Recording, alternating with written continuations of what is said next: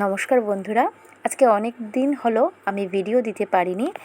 ব্যক্তিগত কিছু সমস্যার জন্য ভিডিও আসছে না, ঠিক 1 মাসের মতো হয়ে যাচ্ছে। তো আজকে থেকে আবার ভিডিও কন্টিনিউ দেওয়ার চেষ্টা করব। আজকে জন্মাষ্টমী স্পেশাল একটা কাস্টার্ড বানিয়ে দেখাবো। এটা হলো, আমি এখানে ব্রাহ্মণ সঠি নিয়েছি। অনেকেই তোমরা চেনো যারা একাদশী করো। আর আমি অন্য একটা ভিডিওতে কিন্তু সঠির প্যাকেটটা দেখিয়ে দিয়েছি, এখানে আর দেখাতে ভুলে গেছি। প্রথমে 1/4 কাপের মতো আমি এখানে সঠি নিয়েছি। নিয়ে আরও 1/2 কাপ জল দিয়ে এটাকে ভালোভাবে, ঠান্ডা জল দিয়ে, কিন্তু খেয়াল রাখবে গরম জল এখানে ব্যবহার করা যাবে না। ঠান্ডা জল দিয়ে খুব ভালোভাবে মিশিয়ে, কর্নফ্লাওয়ার যেভাবে মিশায় সেমভাবে মিশিয়ে একটা সাইডে কিন্তু আমরা এটাকে রেখে দেব। দেন একটা কড়াইতে আমি একটু ঘি নিচ্ছি, আর ঘিটা দিয়ে আমি এখানে কিছু কাজু আর কিশমিশ ভেজে নেব। এটা আসলে অপশনাল, তোমরা চাইলে এটা কাঁচাই ব্যবহার করতে পারো। তবে যদি একটু ঘিতে কাজু কিশমিশ ভাজো, তাহলে এটার যে একটা ফ্লেভার ছড়ায়, এটা কিন্তু অসাধারণ লাগে। যাতেই তুমি দাও, পায়েসে বলো আর কাস্টার্ডে বলো। তো দেখো, 1 হাতার মতো আমি এখানে কিশমিশ আর কাজু নিয়েছি। তো ওইটা আমি ঠিক 2 থেকে 3 মিনিট, বেশি সময় কিন্তু একদম কালো বা লাল করে ফেলা যাবে না, ঠিক 2 থেকে 2.5 মিনিটের মতো আমি এটাকে ভেজে নেব। দেখো ভাজা হয়ে গেছে। এবার একটা অন্য পাত্রে নামিয়ে নেব, এই কড়াইটাও নামিয়ে নেব। এবার আমরা এখানে দুধটা জাল দিয়ে দেব। তো এই দেখো, আমার কাজু কিশমিশ ভাজা হয়ে গেছে। তোমরা চাইলে অন্য যে কোনো ধরনের বাদাম দিতে পারো। এখানে দিয়েছি 1.5 লিটারের মতো দুধ হবে, আর এই দুধটা অনেকটা ঘন। তারপরও আমি 10 থেকে 15 মিনিট এটাকে ভালোভাবে জাল দিয়ে বলক তুলে নেব। তাতে কী হবে, দুধটা আরেকটু আটবে, আর একটা কাঁচা যে একটা ফ্লেভার আছে এটা নষ্ট হয়ে যাবে। কারণ এটা হলো আমুল তাজা, আর আমুল তাজার একটা কাঁচা নিজস্ব একটা ফ্লেভার আছে কাঁচা, এটা খুব বাজে লাগে আমার কাছে, জানি না অন্যদের কাছে কী।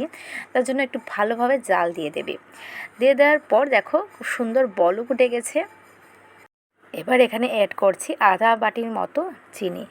আমরা চিনিটা একটু কম খাই, তার জন্য চিনিটা আধা বাটির মতো দিয়েছি। তোমরা এখানে 1 বাটির মতো চিনি কিন্তু অনায়াসেই ব্যবহার করতে পারবে। আমি যে বাটিটা দেখিয়েছি ওই বাটির 1 বাটির মতো চিনি দিয়ে দেবে। চিনিটা দিয়ে আরও 5 থেকে 7 মিনিট ভালোভাবে একটু নাড়া দেবে। তাতে কী হবে, দেখবে দুধটা না আরেকটু পাতলা হয়ে যাবে। এখন দিয়ে দিচ্ছি 1/2 কাপের মতো, 1/2 কাপ থেকে একটু বেশি, 3/4 কাপের মতো এখানে ফ্রেশ নারকেল কুড়া। তোমরা চাইলে এই নারকেলটা কিন্তু সামান্য একটু ঘিতে রোস্ট করে দিতে পারো, এটা কিন্তু বেশ ভালো লাগে। আমি আরেকদিন করেছিলাম, তবে আজকে টাইম কম ছিল, তো তার জন্য আর দেখাইনি। তো নারকেলটা দিয়েও 5 থেকে 7 মিনিট আরও একটু জাল দিয়ে দিয়েছি। নারকেলটা দেওয়ার সাথে সাথে একটু জল জল হবে, চিনিটা দেওয়ার পরেও সেম। এবার ভালোভাবে একটু ফুটে উঠবে দুধটা। এবার আগে থেকে যে আমি ওই সটিটা গুলে রেখেছিলাম, ওইটা কিন্তু 1 হাতে দেবে আর 1 হাতে নাড়া দেবে। এটা কিন্তু খুব তাড়াতাড়ি এটা বসে যায়। তো 1 হাতে আমি নাড়া দিচ্ছিলাম আর মা দিচ্ছিল, কারণ 1 হাতে যদি করো না, এটা একদম বসে বসে যাবে, খুব বাজেভাবে হবে। তো যেভাবে কর্নফ্লাওয়ার বানায়, সেম কর্নফ্লাওয়ারটা কিন্তু এরকম 1 হাতে দিতে হয় আর 1 হাতে গুলতে হয়। সটিটাও সেমই কিন্তু। তো এবার ভালোভাবে একটু মিশিয়ে দেবো সব কিছুকে। তো প্রথম 1.5 থেকে 2 মিনিট একটু নাড়া দেবে, দেন এটাকে কম আঁচে রেখে দেবে 5 থেকে 7 মিনিট। তাতে কী হবে, সটির মধ্যে যে একটা কাঁচা তার নিজস্ব যে একটা গন্ধ আছে, ওইটা কিন্তু আর থাকবে না। ওই কাঁচা গন্ধটা দূর করা অবধি এটাকে রান্না করব, আর কিন্তু বেশি রান্না করতে হবে না। ভালোভাবে ফুটিয়ে নেব, আর দেখবে খুব সুন্দর বাবলস উঠছে, তখন বুঝবে যে পায়েসটা রান্না হয়ে গেছে। পায়েস বলো আর কাস্টার্ড বলো।